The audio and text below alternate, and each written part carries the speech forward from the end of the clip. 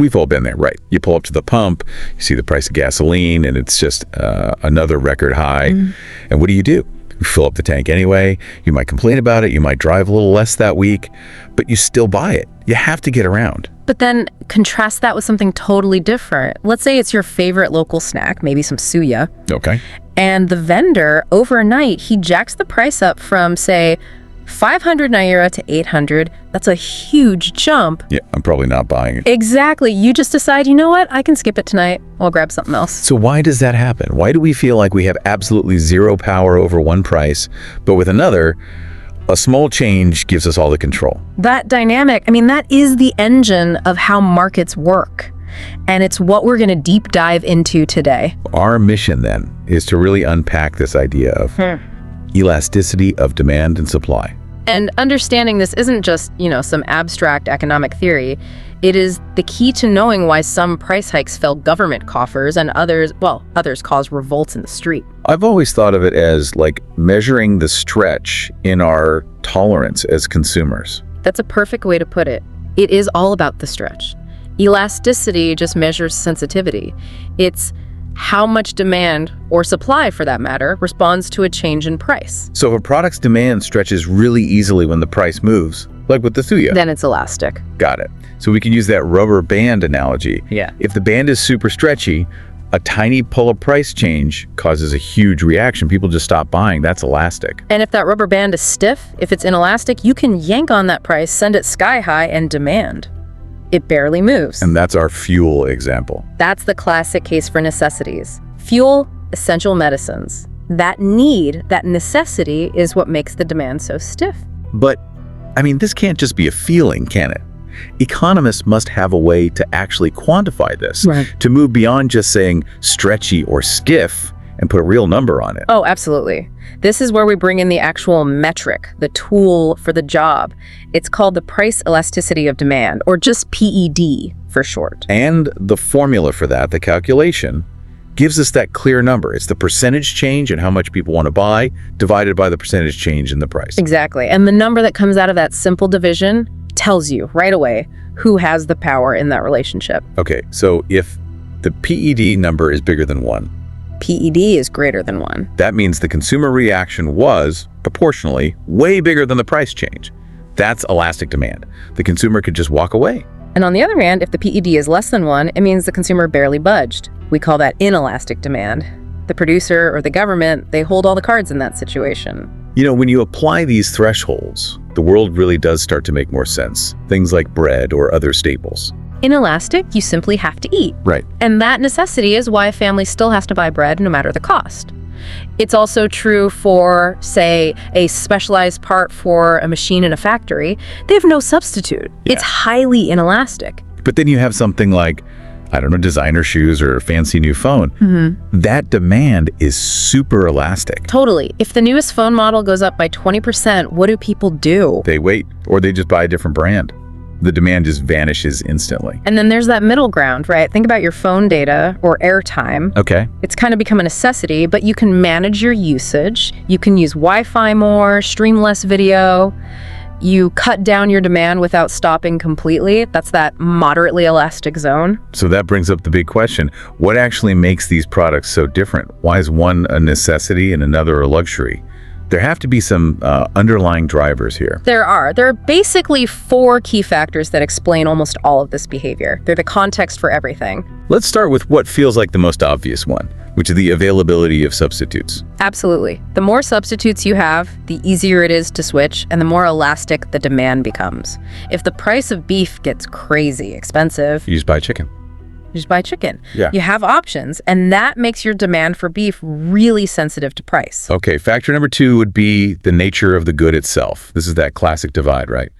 Necessity versus luxury. It is. Necessities, your water bill, life-saving drugs, are inelastic. You can't just decide to put off buying insulin because the price went up. But luxuries, like a high-end perfume or a sports car. Entirely postponable. A price hike just means you wait or you look for something else to spend that money on. Now, the third factor is one I think people often overlook, but it's so important for our own budgets. It's the proportion of income the thing costs. Yes. If something takes up a huge slice of your monthly income, You become hyper aware of any price change. Think about your rent.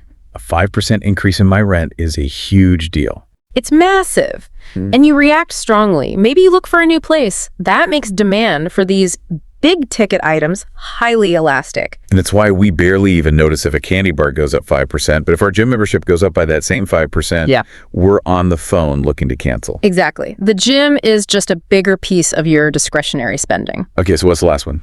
The last one is time, the time period. And this is all about the difference between your immediate reaction and your long-term plan. So in the short run, we're often kind of trapped. The source material used the fuel example again. If prices spike today, you still have to drive the car you already own to work tomorrow. You have no choice. So right now, your demand is inelastic. But give people time, a few months, a year.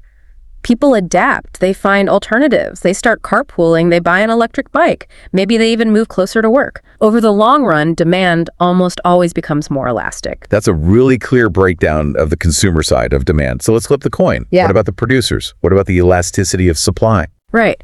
How easily can businesses actually react to what the market is telling them?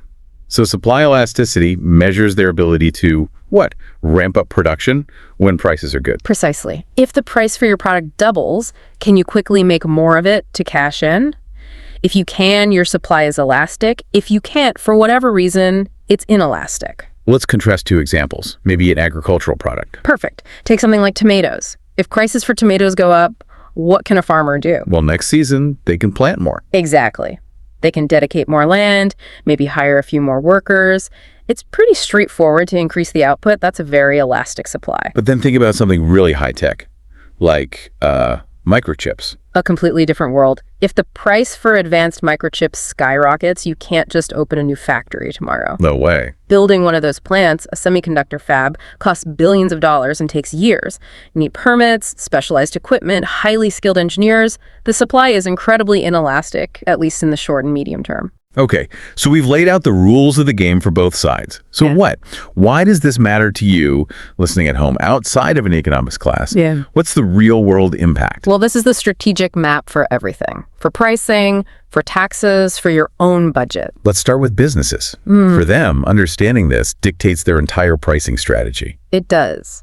If you sell a product with inelastic demand, that unique machine part we mentioned, you have real pricing power. You can raise the price, and your total revenue will probably go up because you won't lose many customers. But if your product is highly elastic, like a novelty t-shirt, be careful. Raise the price even a little bit, and your customers could just vanish. Your revenue will tank. I've always found the airline ticket example to be the most fascinating part of this. Oh, it's the perfect example of what's called dynamic pricing. If you're booking a flight 3 months in advance, your demand is elastic. You have time, you can shop around, compare airlines. So the price is lower. It's lower. But what if you have to book a flight for an urgent meeting that's in 2 days? My demand is now highly inelastic. I have to go. There are no substitutes. And the airline knows that. And that is why the price for the exact same seat is suddenly 10 times higher. That entire price difference is explained by the elasticity of your demand. And finally, let's bring it back to government and policy. We talked about taxes, but it's worth hitting that point again because it affects all of us. Governments love inelastic goods. They rely on them for stable revenue. They put taxes on things like tobacco, alcohol, and fuel because they know, for the most part, people will keep buying them no matter the tax. So they can reliably fund public services. And for us, as consumers, just knowing this is empowering. You look at your spending, prices go up, and you immediately know which expenses you have the flexibility to cut and which ones have you trapped. It's really a metric that measures the financial vulnerability of your own household. So to recap everything we've talked about, elasticity is just a measure of sensitivity to price changes. Essentials like fuel are inelastic. Luxuries are elastic. And this is determined by a few key factors. Substitutes, the nature of the good, how much of your income it takes up, and the time you have to adjust. And this whole framework is what drives corporate strategy and government tax policy. It's everywhere once you start looking for it. So building on that, we want to leave you with a challenge. Think about one specific service you pay for every single month. It could be a streaming service, some kind of software subscription, anything. And imagine they just announced a big price hike. Is your demand for it elastic or inelastic? And more importantly, which of those four factors, substitutes, nature of the good, proportion of income, or time, is the single biggest reason for your gut reaction? Analyze your own habits. That's really the best way to master the marketplace. We'll catch you on the next deep dive.